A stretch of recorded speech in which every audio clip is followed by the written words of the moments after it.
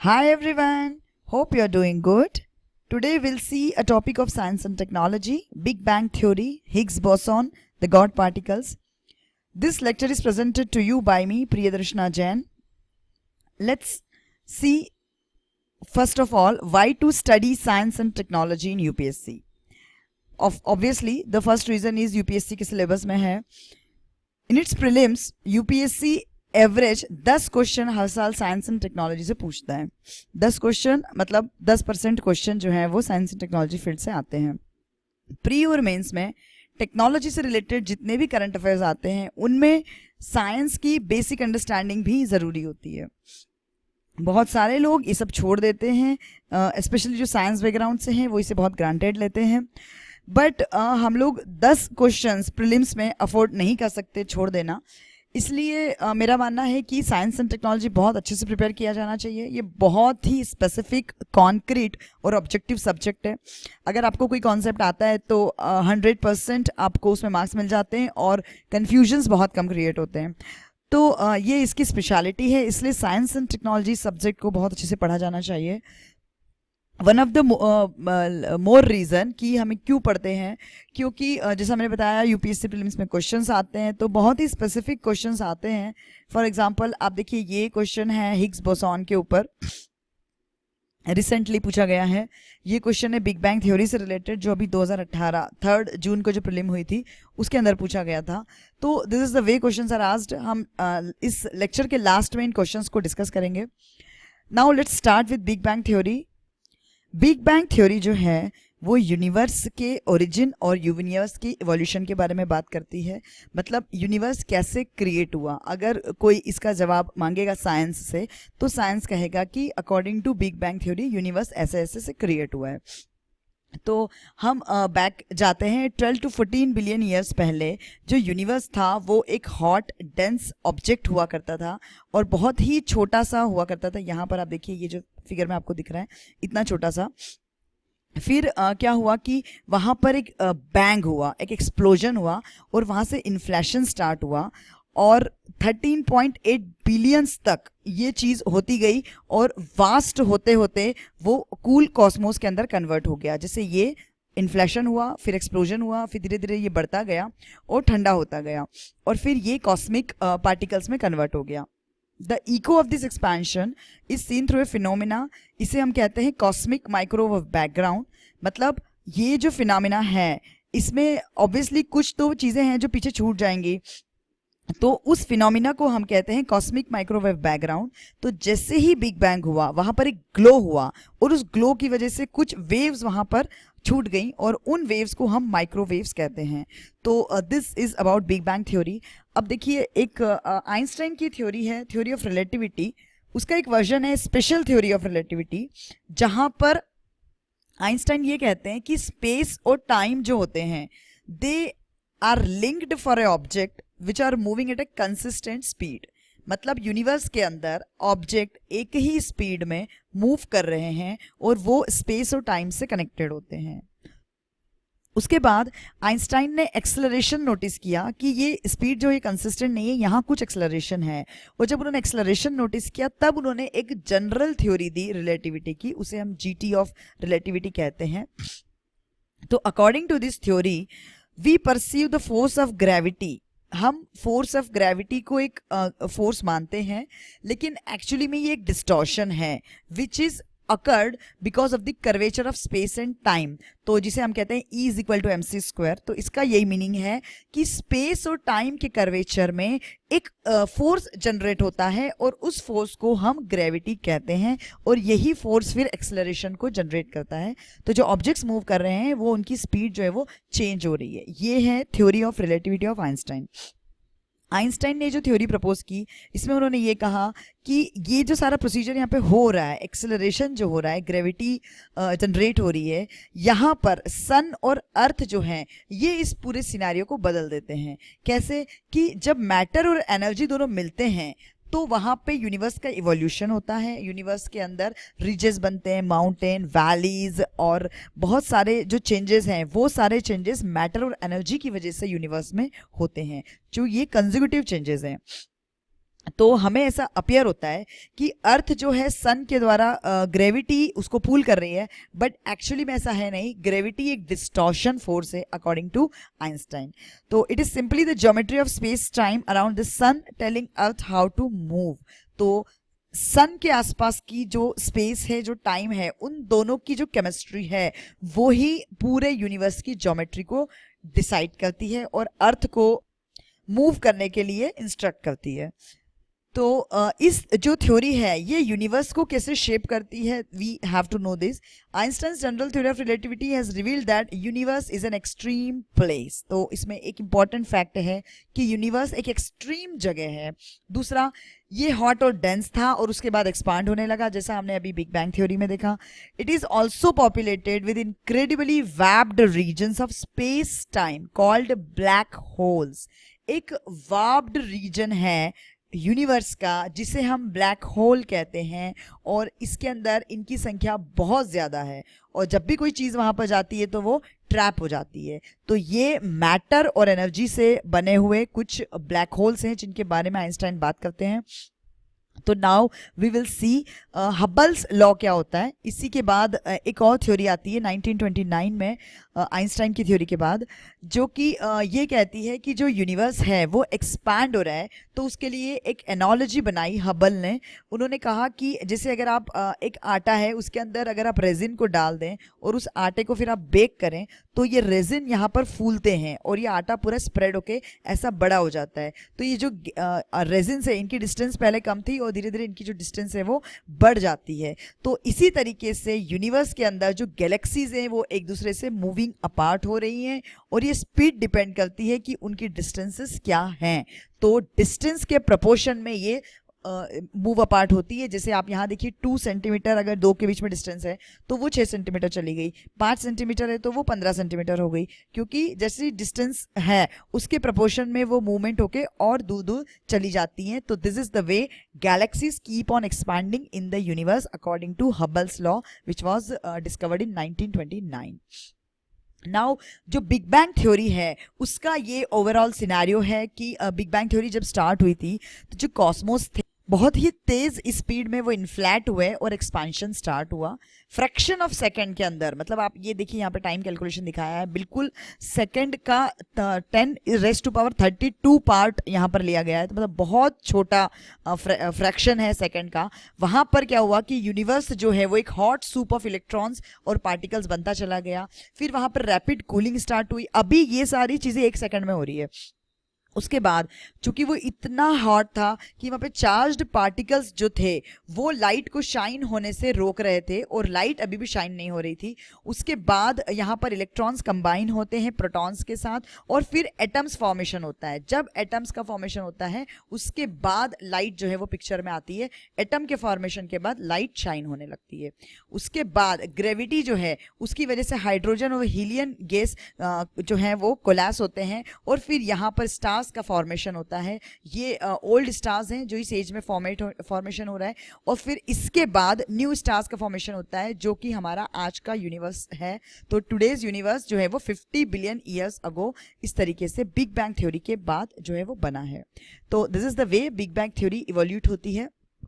देखिए बहुत सारे हाइपोथेसिस है साइंस के अंदर कि यूनिवर्स जो है वो किस तरीके से एंड हो सकता है।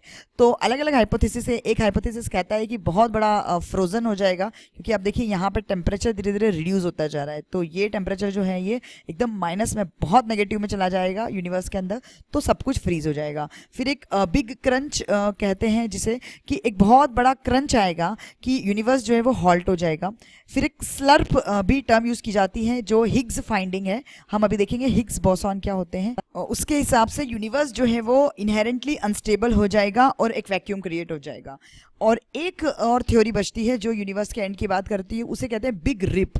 तो ये जो है बिग बैंग, ये बिग रिप में कन्वर्ट हो जाएगा। This is one of the hypothesis, assumption है कि इस तरीके से गैलेक्सी फॉर्मेशन हुआ एटम्स के बनने के बाद। जैसे हमने बताया एटम्स बने, उसके बाद लाइट आई, फिर वहाँ पे गैलेक्सीज बनी, स्टार्स बने, न्यू स्टार्स बने, और हम अभी इस वाले सिस्टम के अंदर रह रहे हैं। और फिर धीरे धीरे जब ये एक्सपेंशन और बढ़ेगा, naturally this is an expansion, और ये कंसेक्यूटिव प्रोसेस है बिग बैंग थ्योरी के हिसाब से, तो गैलेक्सीज और मूव अपार्ट, आप देखिए इस पिक्चर के अंदर और मूव अपार्ट होती जाएंगी। फिर जब मूव अपार्ट बहुत ज़्यादा हो जाएगा तो ऑब्वियसली हर एक चीज़ की एक लिमिट होती है, वो लिमिट क्रॉस हो जाएगी तो वहाँ पे एक रीप मतलब जो है यूनिवर्स जो है एंड हो जाएगा, और फिर से यहाँ पे यूनिवर्स का क्रिएशन होगा। This is how the universe will end according to the big bang theory. इन एविडेंसेस का यूज करके बिग बैंग थ्योरी को स्टैब्लिश किया जाता है। सबसे पहला है red shift of galaxies. Red shift का मतलब होता है कि जो इलेक्ट्रोमैग्नेटिक स्पेक्ट्रम है जिसके अंदर 7 कलर्स पाए जाते हैं, उसके अंदर जब भी कोई चीज़ दूर जाती है हमसे तो उसका जो कलर है वो रेड की तरफ मूव करता है, मतलब उसकी वेवलेंथ जो है वो बढ़ती जाती है, इसलिए हम ऐसा मानते हैं कि वो रेड शिफ्ट हो रहा है। तो red shift of distant galaxies का मतलब है कि यूनिवर्स एक्सपैंड हो रहा है, जो गैलेक्सीज हमसे दूर हैं वो और दूर होती जा रही हैं, और अगर ऐसा नहीं होता तो सब कुछ स्क्वैश होकर एक टाइनी डॉट बन जाता। तो ये रेड शिफ्ट ऑफ गैलेक्सी इस बात का प्रूफ है कि हाँ बिग बैंग थ्योरी जो है वो स्टैब्लिश होती है। नेक्स्ट एविडेंस हमें मिलता है माइक्रोवेव बैकग्राउंड, जिसे हम कहते हैं। जब ये बिग बैंग हुआ था तो उसके जस्ट बाद एक ग्लो हुआ था जिसे हमने कहा अर्ली ग्लो। तो ये जो अर्ली ग्लो है इसने यूनिवर्स को पूरी तरीके से फिल कर दिया।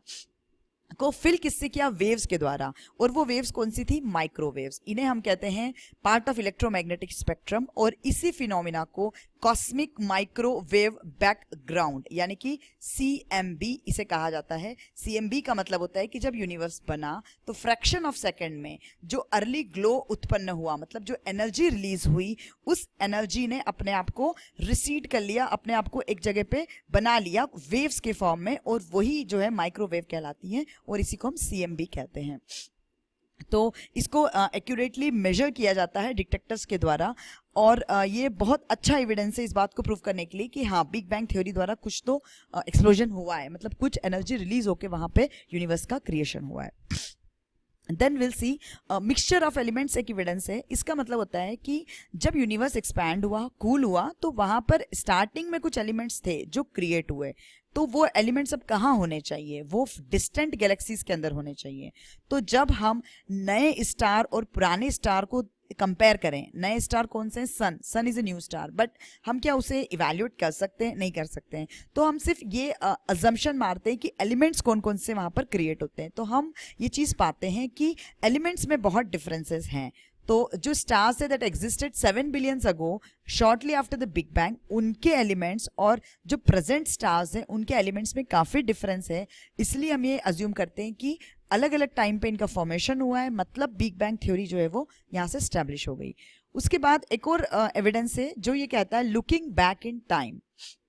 देखिए लाइट जो है वो बहुत लंबा समय लेती है ट्रैवल करने में। अगर हम ये माने कि कुछ गैलेक्सीज हमसे बहुत दूर है, और अगर हम उन गैलेक्सीज की तरफ देखें तो हम ये कह सकते हैं कि हम टाइम की तरफ देख रहे हैं। क्यों?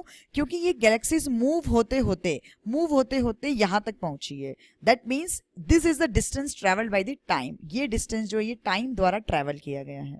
तो आप इतना समझिए कि जब हम डिस्टेंट गैलेक्सी को इवैल्यूएट करें तो हम मतलब पीछे किसी पास्ट टाइम को इवैल्यूएट कर रहे हैं। It is like that. तो from this we can see कि गैलेक्सीज जो हैं वो बहुत ज़्यादा पहले पास में हुआ करती थी, और वो धीरे धीरे जो है वो बहुत दूर चली गई। तो दिस ऑल्सो प्रूव्स कि बिग बैंग थ्योरी जो है वो अपने आप में स्टैब्लिश होती है। उसको एक अल्टरनेट देने के लिए एक थ्योरी आई थी, स्टेडी स्टेट थ्योरी। वो थ्योरी कहती है कि यूनिवर्स चेंज नहीं होता है, लेकिन हम ये पाते हैं कि अगर हम गैलेक्सीज को इवैल्यूएट करते हैं तो वहाँ पता चलता है कि डिस्टेंट गैलेक्सीज जो हैं वो नियर गैलेक्सीज से बहुत डिफरेंट हैं। तो अगर दो गैलेक्सीज हैं डिस्टेंट और नियर, और दोनों के बीच में अगर बहुत डिफरेंस है, इसका मतलब है कि ये फर्दर अपार्ट मूव हुए हैं और यूनिवर्स कभी स्टेडी नहीं रहा। कुछ न कुछ यहाँ पे जो है चलता रहा है, कुछ मूवमेंट यहाँ पे होता रहा है। और चूंकि लाइट ने ये सब ट्रैवल किया है तो हम टाइम में देख सकते हैं, पीछे के टाइम में इन गैलेक्सीज की तरफ देखकर। तो this is also an evidence कि बिग बैंग थ्योरी जो है वो सही है। बिग बैंग थ्योरी के अपने कुछ इश्यूज हैं। नंबर 1 ये है कि वो ये जवाब नहीं दे पाते कि यूनिवर्स की ज्योमेट्री इतनी फ्लैट कैसे हो गई। अगर यूनिवर्स इतना एक्सपैंड कर रहा था तो एक्सपैंड करते करते उसका जो शेप है वो डिस्टॉर्ट हो जाना चाहिए था, लेकिन ऐसा नहीं हुआ, शेप तो बिल्कुल फ्लैट है। तो फिर उसका जो आंसर है वो बिग बैंग थ्योरी अच्छे से दे नहीं पाती है। दूसरा एक सवाल यहाँ पे उठता है हॉरिजॉन प्रॉब्लम का। उसका मतलब है कि ये पूछते हैं कि यूनिवर्स जो है वो आइसोट्रॉपिक क्यों है। इस तरीके से यूनिवर्स में ये देखिए डायगोनली अपोजिट जो पार्टिकल्स हैं उनका कैरेक्टर होमोजेनियस है, उनकी जो कैरेक्टरिस्टिक है वो ऑलमोस्ट यूनिफॉर्म है, और यहाँ टेम्परेचर सब जगह एक जैसा है। तो ऐसा कैसे पॉसिबल है? इसका मतलब है कि ये सब कभी ना कभी आपस में कनेक्शन में आए होंगे। हम तो कह रहे हैं कि एक्सपैंड हो रहा है, अगर ये एक्सपैंड हो रहा है तो ये दूर दूर जाने चाहिए, लेकिन अगर इनमें कोई यूनिफॉर्मिटी है, इनका टेम्परेचर सेम है, इसका मतलब है कि ये कॉन्टैक्ट में आते हैं। तो यहाँ पर जो है big bang theory answer less हो जाती है। तो ये 3 इश्यूज है बिग बैंग थ्योरी के साथ, और इसलिए बिग बैंग थ्योरी जो है एट प्रेजेंट चैलेंज की जा रही है। Now we'll see one of the important discovery of today's world, Higgs boson। अब ये Higgs boson क्या चीज़ है, तो सबसे पहले इसकी थोड़ी हिस्ट्री समझते हैं। 1964 में एक साइंटिस्ट हुए हैं पीटर हिग्स।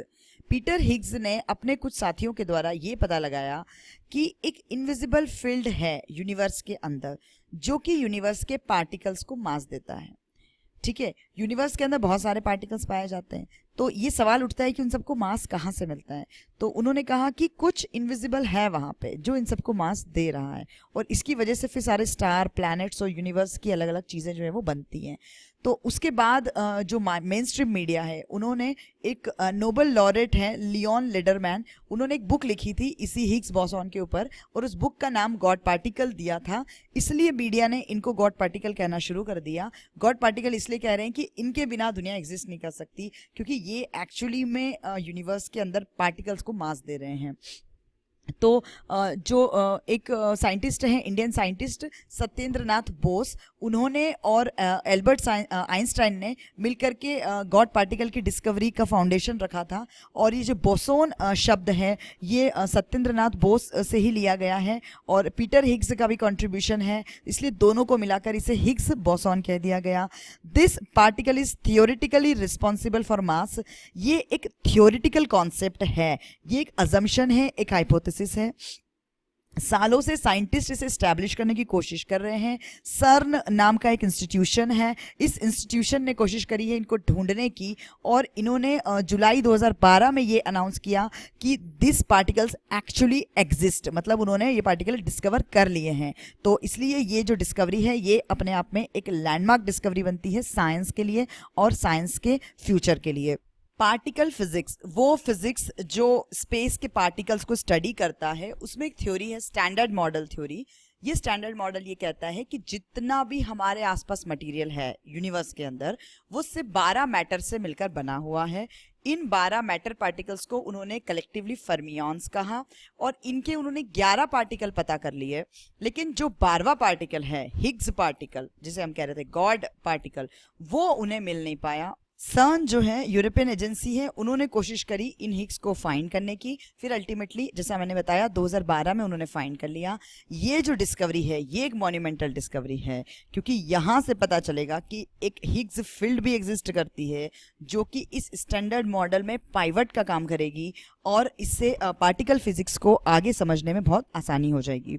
फिजिक्स में जिस तरीके से एक फील्ड वेव से मिलकर बनती है, वेव्स पार्टिकल्स से मिलकर बनती हैं, उसी तरीके से हिग्स पार्टिकल भी हिग वेव बनाते हैं, और फिर ये हिग्स वेव रिपल होकर के एक हिग्स फील्ड बनाती हैं, और फिर यहाँ से पार्टिकल्स को मास मिलता है। तो नाउ अगर देखें कि हिग्स बोसन वो दूसरे पार्टिकल्स को मास दे रहे हैं, तो ये मास क्या चीज़ है? मास का मतलब ये नहीं है कि उसको कोई सामान दे दिया, कोई स्टफ दे दिया। ये जो मास है ये एक पार्टिकल की बेसिक कैरेक्टरिस्टिक होती है, और ये चार्ज की तरह होता है। ये बहुत छोटी सी चीज़ होती है, ये वॉल्यूम के फॉर्म में नहीं होती है, मतलब ये कोई बहुत बड़ी सी वो नहीं होती, चीज़ नहीं होती, ड्रॉप की टाइप की चीज़ होती है। और कुछ पार्टिकल्स ऐसे होंगे एकदम पॉइंट पार्टिकल्स जहाँ पर ये होगा और कहीं पर ये नहीं होगा।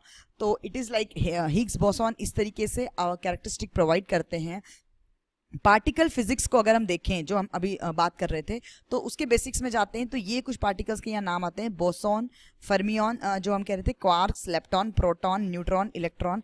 ये सारे वो पार्टिकल्स हैं जिनके बारे में पता कर लिया गया है। फोटॉन, ग्लूऑन, एक बस पार्टिकल है हिग्स बोसॉन जो कि मास देने के लिए रिस्पॉन्सिबल है, पर उसको पता करना जो है वो बहुत मुश्किल रहा, और 2012 में इसकी डिस्कवरी हुई।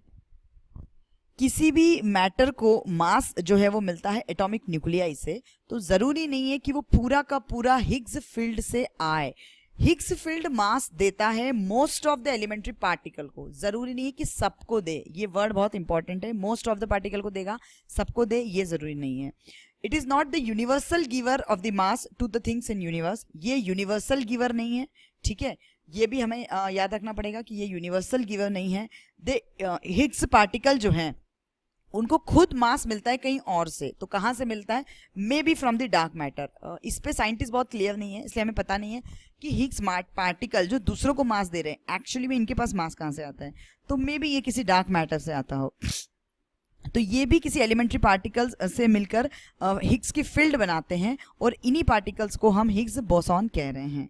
तो ये चीज़ हमें याद रखनी है कि एलिमेंट्री पार्टिकल्स दूसरों को मास दे रहे हैं, लेकिन न तो ये यूनिवर्सल डोनर हैं और न ही ये सबको मास दे रहे हैं। मतलब ये जो फिनोमिनन है इसको आप पूरी तरीके से इस्टेब्लिश नहीं कर सकते, ये अभी भी एक अजम्पशन फॉर्म में ही चल रही है।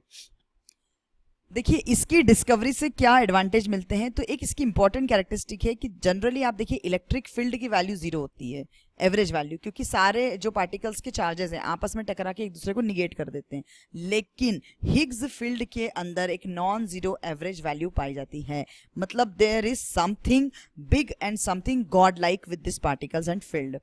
अब ये जो डिस्कवरी है ये भी एक्सप्लेन करेगी कि कुछ पार्टिकल्स ऐसे हैं जिनकी की प्रोसेस बताती है कि इनके अंदर कोई मास नहीं होना चाहिए, फिर भी उनमें मास है, तो वो मास कहाँ से आया। It would also explain why the weak force has a much shorter range than the electromagnetic force. जो वीक फोर्सेस होते हैं यूनिवर्स के अंदर उनकी रेंज इलेक्ट्रोमैग्नेटिक फोर्सेस जो कि बहुत स्ट्रांग होते हैं उनसे शॉर्ट क्यों होती है, इसका एक्सप्लेनेशन भी हिग्स बोसॉन पार्टिकल देते हैं। This should allow physicists to finally validate the last untested area of the standard models approach to fundamental particles and forces. जो चीज़ें बची रह गई स्टैंडर्ड मॉडल में वो यहाँ से पता चल जाएगी, and guide other theories in the physics and lead to developments in new physics. तो यहाँ से फिजिक्स को जो है एक नई दिशा मिलती है। बिग बैंग के बाद एक सूप ऑफ पार्टिकल्स बन के रह गया था जहां पे सारे पार्टिकल्स स्पीड ऑफ लाइट पे ट्रैवल करके एक दूसरे के साथ कॉम्पीट कर रहे थे, लेकिन इनके पास कोई मास नहीं था। It was through their interaction with the Higgs field that they gained mass. जब हिग्स फील्ड के साथ वो टकराए तो उन्होंने मास गेन किया। This finding Higgs particle can throw light on how universe was formed. तो बिग बैंग थ्योरी के जो इश्यूज हैं वो भी हिग्स बोसॉन के आंसर्स से समझ में आ सकते हैं। अगर हिग्स पार्टिकल पता चल गए तो हमें ये पता चल जाएगा कि एक्चुअली यूनिवर्स कैसे क्रिएट हुआ है और ये जो बिग बैंग थ्योरी का सारा मसला है इसका क्या सत्य है। तो इसलिए ये हिग्स बोसॉन पार्टिकल की फाइंडिंग बहुत इंपॉर्टेंट है। ये जो ऑर्गेनाइजेशन है सन जिसकी हम बात कर रहे थे, ये एक यूरोपियन ऑर्गेनाइजेशन है और ये वर्ल्ड की सबसे बड़ी न्यूक्लियर फिजिक्स लेबोरेटरी है। ये जिनेवा में सिचुएटेड है, स्विट्जरलैंड में, फ्रांस स्विट्जरलैंड बॉर्डर के ऊपर है Geneva. It is been operating several particle accelerators, और वहाँ पर एक पार्टिकल एक्सलरेटर है, मतलब एक मशीन है बहुत बड़ी, उसका नाम है लार्ज हैड्रॉन कोलाइडर, और इस मशीन के थ्रू उन्होंने इन पार्टिकल्स के बारे में पता लगाया है। तो थोड़ा सा हम देख लेते हैं कि लार्ज हैड्रॉन कोलाइडर है क्या चीज़। ये बनाया गया था एक्चुअली हिग्स फील्ड को फाइंड करने के लिए, पर इन्होंने बहुत सारे काम किए हैं। एलएचसी ने और भी बहुत कुछ डिस्कवर किया है, identifying dark matter, extra dimension of space को सर्च करना, फंडामेंटल फोर्सेस का unification, evidence for string theory, Higgs boson और एंटी मैटर को समझना, ये सारे काम भी जो है एलएचसी ने किए हैं। एंटी मैटर और मैटर इन दोनों से बनकर के मिलकर के यूनिवर्स बनता है, ऐसा अजम्पशन बिग बैंग थ्योरी का है, और इसे स्टैब्लिश करने की कोशिश भी एलएचसी ने अपने इस कोलाइडर के थ्रू की है। देखिए हम कुछ क्वेश्चंस की बात कर रहे थे स्टार्टिंग में, प्रिलिमिनरी एग्जामिनेशन में अभी 2018 में क्वेश्चन आया था कि consider the following phenomenon, light is affected by gravity, universe is constantly expanding and matter warps is surrounding space and time. Which of the above are the prediction of Albert Einstein general theory of relativity. हमने अभी Einstein की general theory of relativity देखी थी, उनकी जो prediction थी वो big bang theory ने स्टैब्लिश की। तो उसमें क्या क्या प्रिडिक्शंस हमने देखी थी कि ये था मैटर जो है वो वैप करता है अपने आसपास की स्पेस टाइम सराउंडिंग को, तो 3 इज करेक्ट, तो यहाँ से ये ऑप्शन निकल जाता है। Universe is constantly expanding, second option देखिए ये भी सही है, क्योंकि हमने अभी देखा था कि ये जो है जनरल थ्योरी ये भी इस बात को बताती है और फिर ये बिग बैंग इसे स्टैब्लिश करता है। तो यहाँ से हमें देखने को पता चलता है कि ये जो है 2 भी सही है, तो ये वाला ऑप्शन भी निकल जाता है और ये वाला ऑप्शन भी निकल जाता है। तो definitely first is also right. Light जो है वो ग्रेविटी से इम्पैक्ट होता है, क्योंकि ग्रेविटी जो है वो वहाँ पर एक्सेलरेशन की बात चल रही है, तो जब कोई पार्टिकल में एक्सेलरेशन आएगा तो वहाँ से लाइट पे इम्पैक्ट आएगा, और ये तीनों जो हैं ये सही हैं। तो इसका ऑप्शन है D, 1 2 3 all of them are correct. तो this is the way science and technology के जो क्वेश्चंस होते हैं बहुत ज़्यादा लॉजिक नहीं बिठाना पड़ता है, बहुत कॉन्क्रीट होते हैं। अगर आपको फैक्ट पता है बहुत अच्छे से, आपके बेसिक कॉन्सेप्ट क्लियर है, तो आप 100% क्वेश्चंस को करके आते हो। सेकेंड, हिग्स बोसॉन से रिलेटेड एक क्वेश्चन आया था कि existence of Higgs boson particle is in news for last time, what are the importance of this discovery. जो हम अभी देख रहे थे कि इस डिस्कवरी से क्या क्या होगा। It will enable to understand why elementary particle have mass, ये तो सही है क्योंकि मास इनसे मिल रहा है और उनमें क्यों मास है ये पता चल जाएगा, तो 1 इज करेक्ट। तो यहाँ से एक ऑप्शन गया ये बी वाला, इसको हम कट कर देते हैं। 2 and 3 ओनली, तो ऑप्शन है ही नहीं। फिर एक चीज़ आती है, it will enable us, third option देखते हैं क्योंकि ज़्यादातर जगह थर्ड दिखाई दे रहा है, तो थर्ड अगर चला जाएगा तो काफ़ी क्लियर पिक्चर क्लियर हो जाएगा। It will enable us to create better fuels for nuclear fission. अब देखिए फ्यूल क्रिएट करना न्यूक्लियर फिशन के लिए ऐसी कोई बात तो नहीं की गई हिग्स बोसॉन के द्वारा, तो इस तरीके की तो कोई चीज़ हमने पढ़ी नहीं अभी तक, और ऐसा कोई कहीं पर डिस्कशन आया नहीं है कि एनर्जी से रिलेटेड कोई बात हिग्स बोसॉन से जुड़ती हो, तो मतलब एनर्जी प्रोड्यूस करने से रिलेटेड। तो इस चीज़ को हम निगेट करते हैं, तो फिर वहाँ पर सी ऑप्शन और डी ऑप्शन जो है वो बाहर हो जाते हैं। तो उस केस में आंसर आपका बच जाता है 1 ओनली। यहाँ पर हमें 2 को देखने की जरूरत नहीं है। 2 में भी क्या लिखा हुआ है कि future developing of the transferring matter from one point two another, तो मैटर को ट्रांसफर करने की ऐसी कोई टेक्नोलॉजी डेवलप हो सकती है, इसकी डिस्कवरी से इस तरीके का भी कोई जिक्र कहीं पर नहीं आया है। तो नेचुरली ये जो सेकंड पॉइंट है ये भी अपने आप में गलत हो जाता है। तो सिर्फ एक ही पॉइंट सही है, फर्स्ट वाला, तो the answer will be A1 only. तो दिस इज द वे, इतने डायरेक्ट क्वेश्चन होते हैं, डायरेक्ट आपको कॉन्सेप्ट पता है, डायरेक्ट हिट होते हैं। तो thank you for watching this video series. Please keep on commenting and watching my science and technology lectures. Thank you very much.